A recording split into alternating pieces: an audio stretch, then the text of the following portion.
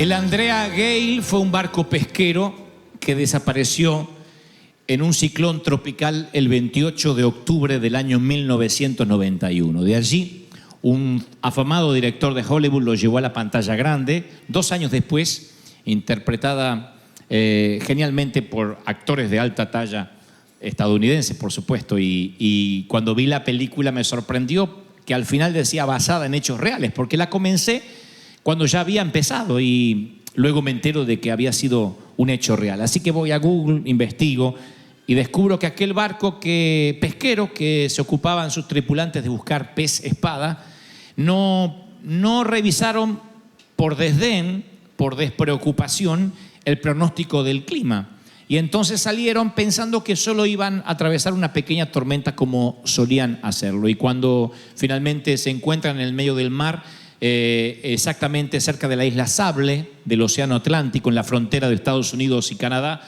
se desata lo que da título al film, que se llama La Tormenta Perfecta. La tormenta perfecta se le dice a cuando, en este caso, la navegación ocurre tranquilamente y se forman sin que el capitán ni los pescadores sospechen 2 monstruosas tormentas, una de origen frío que venía del continente y otra de origen caliente en la cercanía de las Islas del Sable. Cuando el clima frío o la temperatura fría choca con la temperatura caliente, es una fusión, una mezcla de ambas anomalías, y eso desencadena una monstruosa tormenta perfecta. Tormenta perfecta le dicen porque es completamente cerrada y porque produce, estando en el mar, olas de hasta 25 metros de altura. Obviamente termina la barca como una cáscara de nuez dada vuelta y se cobra la vida de esos navegantes que eran eximios, que eran profesionales, y todos dicen que no debieron haber muerto, pero se encontraron justo en el ojo de la convergencia, insisto, de 2 vientos muy fuertes, de 2 climas, y se generó una tormenta inesperada. Y dicen los que trabajan con el clima que no lo hubiesen podido pronosticar, aunque hubiesen querido, porque se formó en menos de 30 segundos. Y eso ocasionó que todas las embarcaciones que estaban allí peligraran su vida, excepto la Andrea Gale, que por supuesto se cobró la víctima de todos sus tripulantes. Y cuando recordaba la historia y recordaba la película, pensaba que todos estamos familiarizados con las tormentas, especialmente de los países donde venimos, porque California no suele llover demasiado y cuando llueve salimos a celebrar, y algunos hasta se quejan de que se les arruina el auto justo cuando lo lavaron una vez al año. Huracanes, ciclones, tsunamis, calentamiento global, son palabras que cuando éramos pequeños no oíamos, no escuchábamos. Yo no recuerdo hablar de tsunami cuando era pequeño. No se hablaba de calentamiento global. Se hablaba de huracanes que pasaban en algún sitio, en algún lejano lugar, lejos de la Argentina. Ni hablar de los terremotos. No podemos predecir los terremotos. Eso es lo que nos da cierta pauta de intranquilidad o nos pone ansiosos, porque si uno vive en la costa este de los Estados Unidos, te avisan con anticipación cuándo ha de venir el huracán y por dónde va a pasar el tifón o el ciclón, y te dicen, y hay de los que se decepcionan cuando el ciclón no los pasa a visitar. Dicen, ay, pasó lejos, tanto agua que habíamos comprado. Así hacen los de Miami. Pero cuando estamos aquí sabemos que un temblor nos puede sacudir en medio de la noche. Los que venimos de tierras que no tiemblan nos asustamos más de la cuenta. Más de uno no hemos sabido qué hacer, aunque siempre creemos que sabremos lo que hacer. Por las dudas dormimos en pijama para que no nos agarre, en calzones afuera con las cámaras de televisión, diciendo estaba tan asustado. Lo cierto es que está bueno cuando el pronóstico nos avisa y nos dice que nos tenemos que preparar, nos alerta de que tenemos que estar listos, porque uno se prepara, toma las precauciones necesarias, pero lo cierto es que no hay avisos para las tormentas de la vida, son imprevistas como los terremotos en la costa oeste. Las tormentas de la vida son las que llegan cuando uno obviamente no las está esperando. Los pastores que hace años que estamos trabajando con las personas y pastoreando y ministrando, sabemos a qué atenernos cuando una dama te dice, ore por mi esposo, que la metástasis, que el cáncer sigue avanzando, que la quimio no logra contrarrestar el avance en la sangre, sabemos qué decir cuando una dama te dice nuestro hijo está grave, nuestro padre está por morir, pero uno pierde la posibilidad de decir algo cuando te dicen nos llamaron por teléfono a la madrugada y nuestro hijo tuvo un accidente. O de pronto el avión cayó, o el auto se estrelló. No sé, tragedias, tormentas que son tan inesperadas como las que tuvo que atravesar el Andrea Gale, que se forman en 30 segundos o en lo que tardamos en atender un teléfono. Una carta documento interrumpe tu desayuno familiar, se te cierra el estómago y ya no puedes comer más porque la angustia es más que el hambre.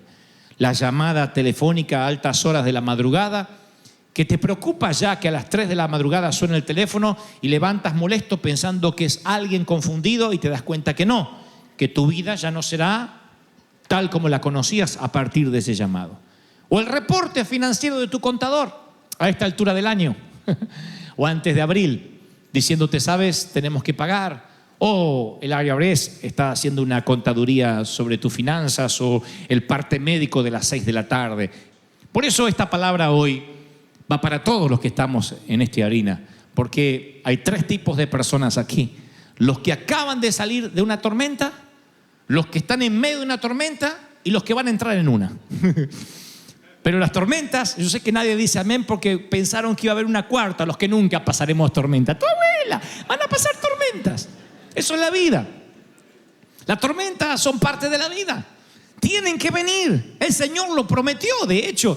Cualquiera pues que oye estas palabras y las hace, lo compararé con un hombre prudente que edificó su casa sobre la roca. Ustedes conocen ese episodio bíblico.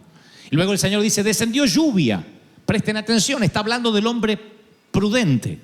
Está hablando del íntegro, del que paga sus diezmos, del que no deja de congregarse, del que ama profundamente a su pastor y boga por Messi. Estamos hablando de alguien santo. Alguien que come carne argentina y sabe que no se puede comparar con la comida de otros países y dice, Señor, esto realmente viene de territorio santo. Estoy hablando de esa gente. Dice, descendió lluvia y vinieron ríos y soplaron vientos y golpearon a aquella casa. O sea, escuchen el pronóstico que viene para los que hacen las cosas bien. Lluvias, ríos, vientos que van a golpear. Si la lluvia se junta con el viento y está cerca del río, porque si no, no vendría el río sobre la casa, es porque es una tormenta perfecta. Entonces el Señor dice, si edifica sobre la roca, hace las cosas bien, el pronóstico es, vienen tormentas. Y luego dice, también está el otro, el que oye esas palabras y no las hace. A ese lo voy a comparar con un hombre tonto, con un insensato, con un simple, que edificó su casa sobre la arena. Está hablando también que está a la vera del río o a la vera del océano. Pero este lo hace sobre la arena. No piensa, dice, bueno, no van a venir tormentas. Y desciende lluvia, y vienen ríos, y se junta con los vientos. Lluvia, río y vientos, tormenta perfecta. Y dan con ímpetu contra aquella casa. Y claro, se le cayó todo y la ruina fue grande. Uno piensa que si edifica sobre la arena está a expensas de la tormenta, y si edifica sobre la roca está exento de tormentas. Y no es así. Las tormentas vendrán para ambas casas, edifiques donde edifiques. ¿Cuál es la diferencia? Que sobrevivas o no. Que puedas atravesar para contarla o que quedes en medio de la arena balbuceando, porque esa es la gran diferencia. Que tengas grande ruina o que la casita se te mueva así diciendo vamos a esperar que pase, pero la tormenta tiene que venir. El pronóstico del día es tormentas.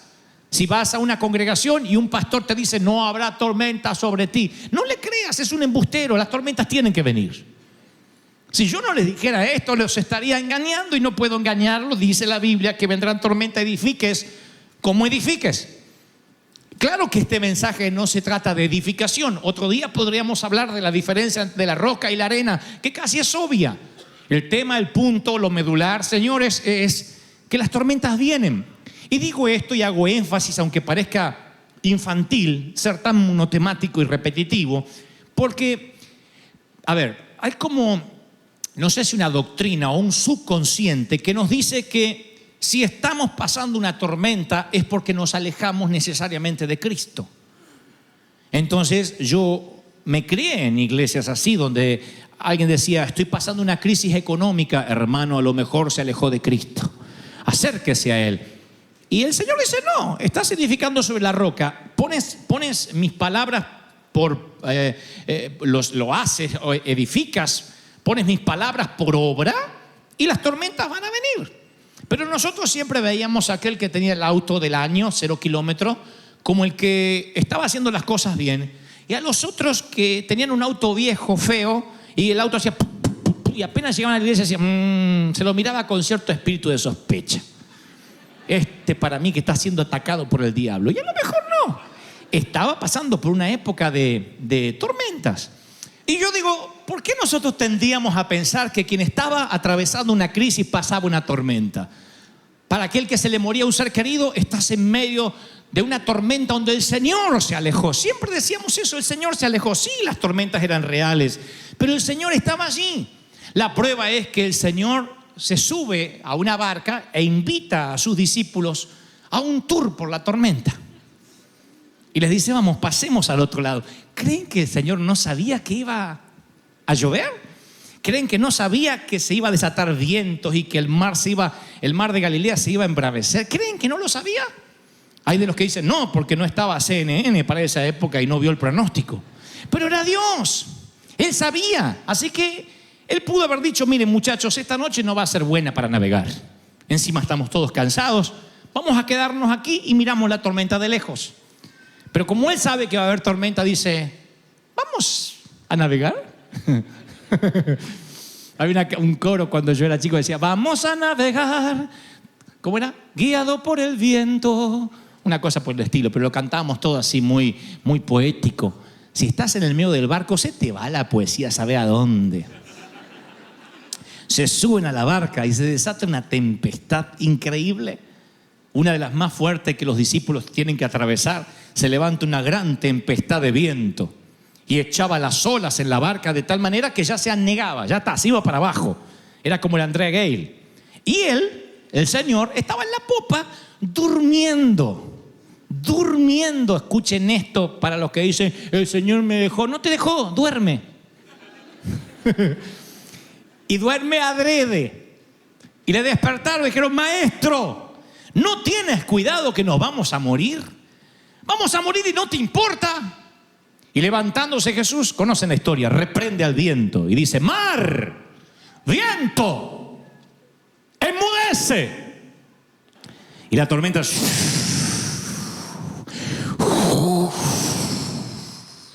los vientos dejan de soplar y los discípulos ahí se asustan. Entonces antes era peor, ahora se asustan. Dice, ¿quién es este que aún y el viento y el mar le obedecen? Ahora el Señor no los llevó ahí para ahogarlos, sino para salvarlos. Él estaba dando la oportunidad para que todos tengamos lo que tengamos que hacer, valga la redundancia, en medio de la tormenta. Ellos tenían que haber visto a Jesús durmiendo y decir, no necesitamos a Jesús, porque Él dijo que mayores cosas que la que está haciendo o la que Él hizo podemos hacer.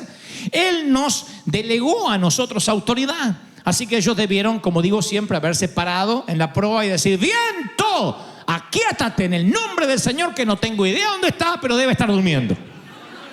Y el viento se tendría que detener. Es eso lo que debemos hacer en medio de la tormenta. Tú dices, pero que en medio de la tormenta es cuando menos siento a Dios. A lo mejor Dios está haciendo dormido para que des la orden. Prueba, dile, vientos que vienen de crisis financiera, vientos de enfermedad. Yo no sé a dónde está el Señor. Yo no sé qué palabras decir, pero aquíétate en el nombre del Señor que me ha redimido, me ha comprado con precio de sangre, y los vientos se aquietarán. ¿Alguien lo recibe, sí o no? A veces son órdenes que hay que dar verbalmente. A veces son palabras que uno tiene que soltar para que la tormenta se detenga. Muchas veces yo me he encontrado en medio de tormentas de murmuraciones muy feas. Claro que yo hable de murmuraciones, ustedes dirán, pero todos los días te critican en Google, yo sé. Pero yo me he encontrado en medio de crisis de murmuraciones feas que podían hacer peligrar todo lo que Dios quería hacer conmigo, y entonces no lo podía hacer callar. Y yo decía, ¿cómo hago? Y pensé en algún momento contratar a un abogado o alguien que me defienda. Pero estando en oración, el Señor me decía, da la orden. Y esta misma palabra quiero transmitírtela, regalártela esta mañana. Alguien tiene que pararse en la intimidad. Tienes que ir a tu habitación, al baño, a un sitio, o una mañana que te quedes solo, sola, o una noche, porque a lo mejor dice, tengo vergüenza que me escuchen gritar como loco. Pero te tienes que ir a un lugar donde nadie te vea y decir, vientos de murmuración, shut up. Y hay algunas que se van a tragar la lengua así en alguna otra parte.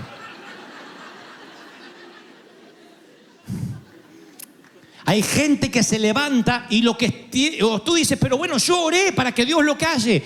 Si se tratara de orar para que Dios lo calle, no estaría esta historia en las Escrituras. El Señor diciendo, ¿dónde está vuestra fe? El Señor hubiese dicho, ¿y por qué no me despertaron antes? Cuando ya se formó la nubecita me tenían que haber despertado. Casi nos ahogamos todo y no hay más Dios.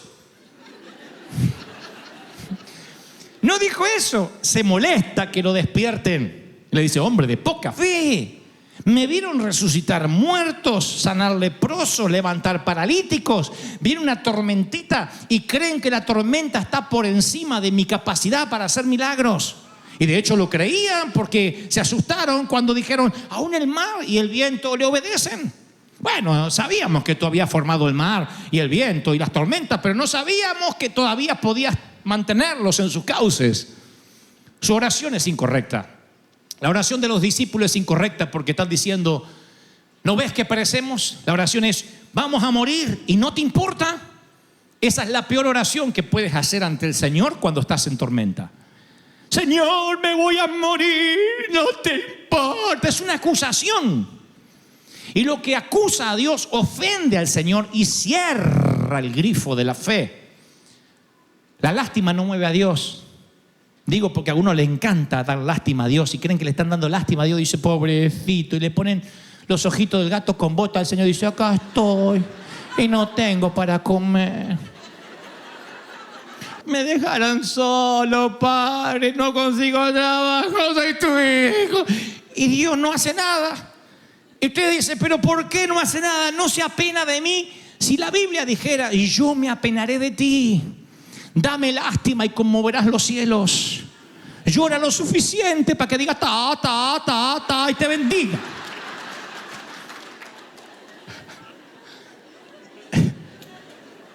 ¿Qué mueve la mano de Dios? ¿Qué? La fe. La fe es, yo sé que el dueño de las tormentas, el que las provoca, es el que las puede calmar. Es el Señor que camina sobre las olas. Viento, aquíétate. Enmudece. Alguien necesita dar una orden en vez de rogar. Usa la autoridad, porque el enemigo huele cuando no estás consciente de la autoridad que tú tienes. Esto funciona así. El Señor llega a la cruz del Calvario y le otorga una autoridad a toda la iglesia. Esto es a toda la iglesia. Estés como estés, tienes la autoridad, nunca pierdes la autoridad. Y luego viene la doctrina, luego vienen los religiosos y te dicen, no funciona tan así. Cuando tú cometes un error, pierdes la autoridad. Y entonces vamos todos por la vida diciendo, hoy cometí un error, wow, perdí la autoridad. Un policía sabe que puede ser corrupto o buen policía. Mientras tenga el uniforme y la placa y la pistola, tendrá autoridad. Nosotros pensamos que inmediatamente nos quitan la placa, la pistola y el uniforme. Eso es lo que crecimos oyendo casi toda nuestra niñez. Algunos que nacimos en la banca de alguna iglesia. Nuestro pastor decía, el Señor ha escrito tu nombre en el libro de la vida. Y yo le decía, pero desobedecía a mi madre, lo acaba de borrar. Así que yo iba al otro domingo para que lo volvieran a escribir. Y luego me copiaban un examen y el Señor lo borraba otra vez. Y luego que yo usaba esos cuadernos, esos libros baratos para escribir, porque no teníamos dinero para comprar cuadernos caros. Yo me acuerdo que cuando uno borraba 3 veces se hacía un agujero en la hoja. ¿Recuerdan eso? Y no podíamos arrancar la hoja porque estaban contadas. Y si arrancabas la hoja, te daban una amonestación o te bajaban la nota. Entonces yo tenía que, de la hoja, estaba el agujero así, de tanto borrar, tenía que poner una hoja pegada atrás con cinta. Y todo el mundo sabía que ahí había habido una crisis matemática. Pero Pero eso siempre sabía que me podían borrar y quitar y borrar y quitar, borrar, poner, borrar y quitar es peor. Borrar, poner, borrar, poner. Yo siempre dije, wow, ¿por qué el Señor directamente no me inscribe cuando ya voy a morir? Porque nos ahorramos la borrada. Y eso se nos va metiendo en nuestro subconsciente. Y entonces hay momentos que decimos, yo no tengo autoridad, no puedo hacer, no puedo predicar, no puedo ministrar, no puedo servir. Hay de la gente que dice, yo no puedo aconsejar ahora, no puedo, ¿por qué? ¿Cómo voy a aconsejarle con lo que estoy haciendo, cómo está mi vida? Y Dios dice, pero si la autoridad delegada no es tuya, no estás como consejero por tu gran sabiduría, Salomón reencarnado. Estás como consejero para que abras la boca y fluya el Espíritu Santo y yo pueda hacerlo. Por eso Dios pudo usar burras, una burra para hablarle a Balaam. Y la burra después no se fue a la Universidad de Harvard, siguió siendo burra y se casó con un burro y tuvo burritos y tuvo vida de burra. Pero nosotros a veces nos consideramos que tenemos que alcanzar cierto nivel de santidad para poder servir, para poder ministrar. Si eso fuese así, los predicadores estaríamos fregados. Imagínense si yo predicara o trajera una palabra de Dios solamente cuando me sintiera óptimo, cuando me sintiera bien, cuando toda mi semana fluyó perfectamente, no discutí con nadie, no me preocupé y estoy aquí en santidad. Es eso lo que nos hacen creer a veces. Entonces vienen los predicadores y dicen, viles ovejas que están más allá de mi nivel, tengo una palabra para transmitir. Dice, vino el apóstol, qué ungido que está. Mentira, tiene problemas como nosotros. Nada más que nosotros hemos aprendido que es independiente de cómo nos sentimos. Tenemos que servir al Señor, tenemos que avanzar. Tú no eres mamá cuando tienes ganas de ser mamá y cuando no tienes ganas no lo eres. Tú no dices, bueno, hoy no siento de ser papá, no me nace en mi corazón. Bueno, algunos son así. Las madres no, son madres tiempo, fuera de tiempo, aunque se sientan bien o mal. Así hacen las madres. Eso es un instinto que supera cualquier forma de cómo te sientas. No puede tu estado anímico regular la unción. Jamás. Es el Señor el que lo hace. Es Él el que fluye a través tuyo. Ahora, yo sé lo que algunos están pensando. Dicen, es que, ¿sabes, Dante? La ansiedad me mata. Cuando estoy en la tormenta me cuesta. Ahora que me lo estás predicando, sí, tengo fe que enciende mi motor, que recarga mis baterías. Pero sé que cuando me encuentre otra vez el martes, el miércoles, y tú no estarás allí para alentarme, yo voy a sucumbir. Y gracias por tu sinceridad y honestidad y por permitirme leer tu corazón. Eso sucede. Tú dices, ok, hoy domingo siento que puedo enfrentar al mundo entero. Pero no sucederá así el martes o el miércoles. El jueves estaré solo con mi diagnóstico, con lo que diga la IRS, con lo que diga mi abogado o con mi estatus legal migratorio. Y necesitaré saber cómo atravesar la tormenta. Dame algo más práctico para no desenfocarme de lo que me estás diciendo. Y les recordaré una historia que les conté hace muchos años en la Catedral de Cristal. Un colega predicador de Chile se sube por primera vez a una avioneta que iba con rumbo al Molonga. Yo he tenido la providencia divina de que cuando fui al Molonga, Guatemala, fui en helicóptero. Pero la avioneta se suele mover mucho más que en helicóptero si la avioneta es pequeña. Esta era una de las avionetas que parecen esas fumigadoras. Son mosquitos en el aire que hacen... Esos pozos de aire, se te sube el corazón, el alma y otras cosas si eres caballero.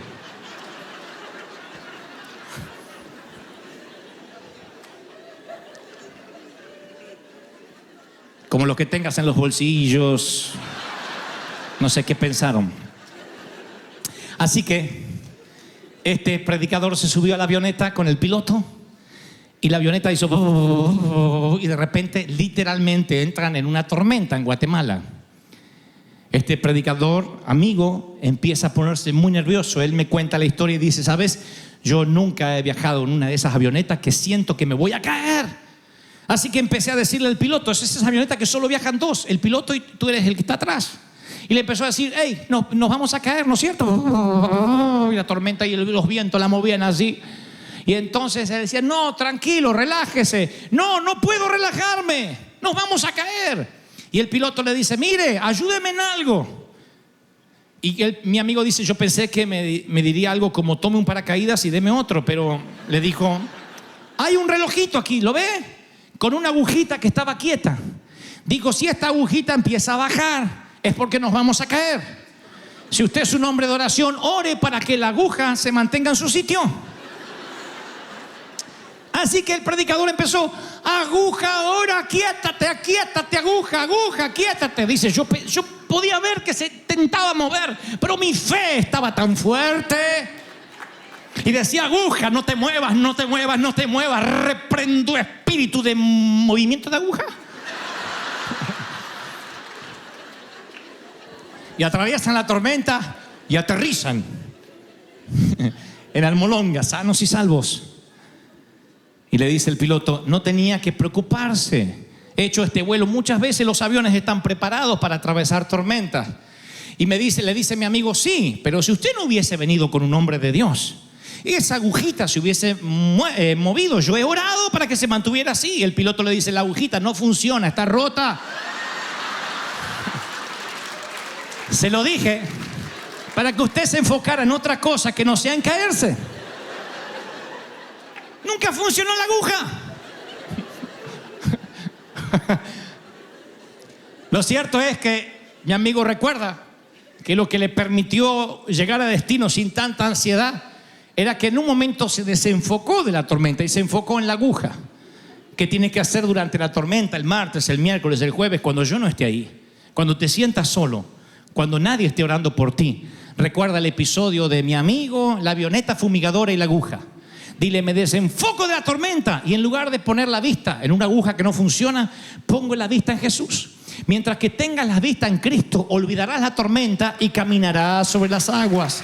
Caminarás sobre las aguas, pero enfócate en aquel que no se mueve y dice, ven, yo estoy contigo. Alguien tiene que aplaudir. Alguien tiene que decir, Señor, las puertas de los cielos se han abierto en medio de las tormentas. ¿Reciben esta palabra, sí o no? ¡Aleluya!